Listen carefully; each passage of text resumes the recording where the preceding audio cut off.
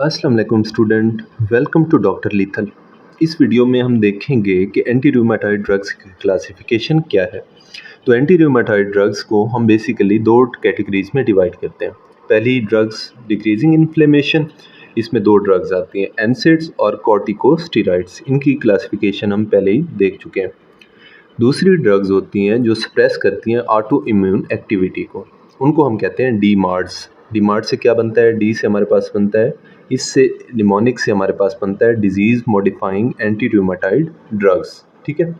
तो डिमार्ड्स बेसिकली दो टाइप्स के होते हैं, या तो नॉन बायोलॉजिकल डिमार्ड्स होते हैं या बायोलॉजिकल डिमार्ड्स होते हैं। ठीक है। नॉन बायोलॉजिकल डिमार्ड्स जो हैं उनको याद करने का हमारे पास जो निमोनिक मौजूद है वो हमारे पास निमोनिक है mac cells gold LCD. M से हमारे पास बनता है मेथोट्रेक्सेट। ए से हमारे पास बनता है एज़ाथायोप्राइन। सी से हमारे पास बनता है साइक्लोस्पोरिन। एस से हमारे पास बनता है सल्फासेलाजीन। जी से हमारे पास बनता है गोल्ड साल्ट्स। डी से हमारे पास बनता है डी पेंसिलामीन। एल से हमारे पास बनता है लेफ्लुनोमाइड। सी से हमारे पास बनता है क्लोरोक्विन और हाइड्रोक्लोरोक्विन। तो हमने देखा कि नॉन बायोलॉजिकल डिमार्ड्स जो हैं उनमें कौन कौन सी ड्रग्स आती हैं, उनको याद करने के लिए हमारे पास था mac cells gold LCD. M से मेथोट्रेक्सेट, ए से एज़ाथायोप्राइन, सी से साइक्लोस्पोरिन, एस से सल्फासेलाजीन, जी से हमारे पास गोल्ड साल्ट्स, डी से डीपेंसिलामीन्स, एल से लेफ्लुनोमाइड और सी से क्लोरोक्विन और हाइड्रोक्लोरोक्विन। इनमें जो ये पहली तीन ड्रग्स हैं मेथोट्रेक्सेट, एज़ाथायोप्राइन और साइक्लोस्पोरिन, इन ड्रग्स को हम इम्यूनोसप्रेसेंट भी कहते हैं।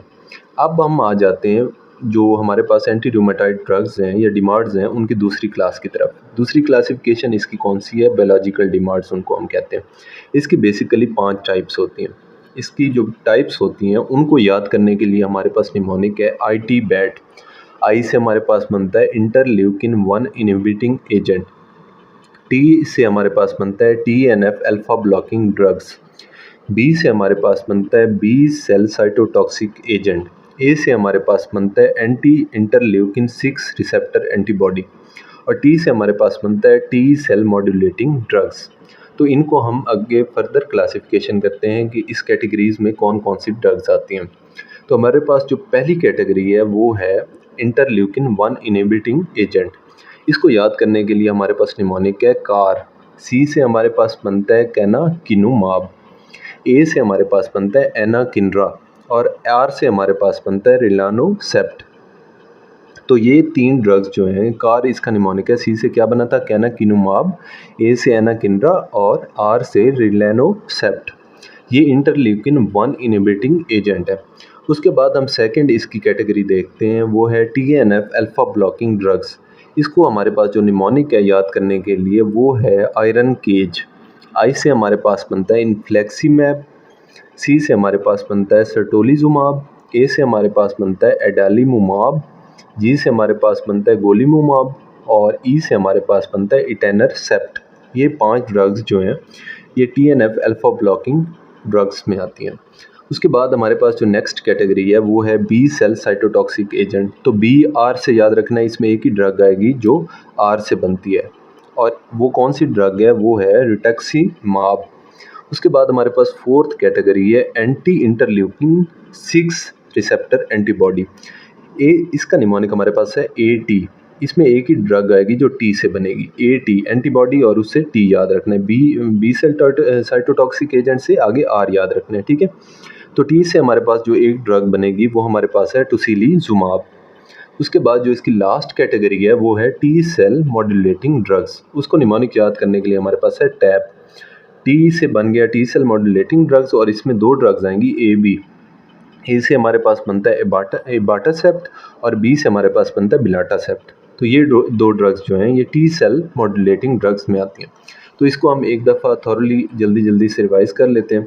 हमने सबसे पहले देखा था कि एंटी रूमेटॉइड ड्रग्स जो हैं उसको हम दो कैटेगरीज में डिवाइड करते हैं। ड्रग्स डिक्रीजिंग इन्फ्लेमेशन, उसमें एनसेड और कॉर्टिकोस्टेरॉइड आ गए थे, और दूसरा था drug suppressing auto immune activity, उसमें हमारे पास डिमार्ड्स आ गए थे जो disease modifying anti rheumatoid drugs होती हैं।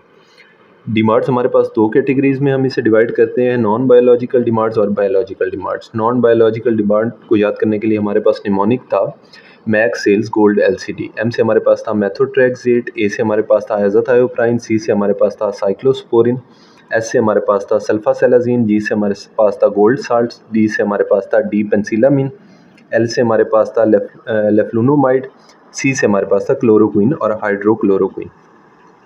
पहली तीन ड्रग्स को हमने कहा था कि मेथोट्रेक्सेट, एज़ाथायोप्राइन और साइक्लोस्पोरिन जो है वो इम्यूनोसप्रेसेंट है, ठीक है। उसके बाद हम आ जाते हैं बायोलॉजिकल डिमांड्स पे। इसको याद करने के लिए हमारे पास निमोनिक था आईटी डेस्क, आई से हमारे पास बन रहा था इंटरल्यूकिन 1 इनहिबिटिंग एजेंट, इसमें हमारे पास निमोनिक था कार, के से कैनाकिनुमाब, एनाकिंड्रा और आर से रिलेनोसेप्ट। उसके बाद हमारे पास सेकंड कैटेगरी थी टीएनएफ अल्फा ब्लॉकिंग ड्रग्स, इसमें हमारे पास निमोनिक था आयरन केज, आई से हमारे पास बन रहा था इन्फ्लेक्सीमाब, सी से हमारे पास बन रहा था सर्टोलिजुमाब, ए से हमारे पास बन रहा था एडालीमुमाब और जी से हमारे पास बन रहा था गोलीमुमाब और ई से हमारे पास बन रहा था इटेनरसेप्ट।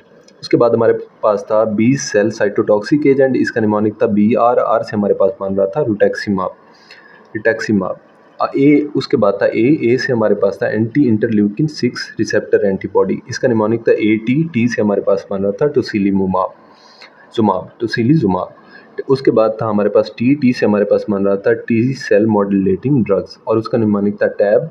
ए बी से दो ड्रग्स बन रही थी, ए से हमारे पास बन रहा था एबाटासेप्ट और बी से हमारे पास बन रहा था बिलाटासेप्ट। तो ये यहाँ पे हमने एंटी रूमेटॉइड ड्रग्स की कंप्लीट क्लासिफिकेशन देख ली। मज़ीद वीडियोज़ के लिए चैनल को सब्सक्राइब करें और वीडियो को लाइक करें। बहुत शुक्रिया।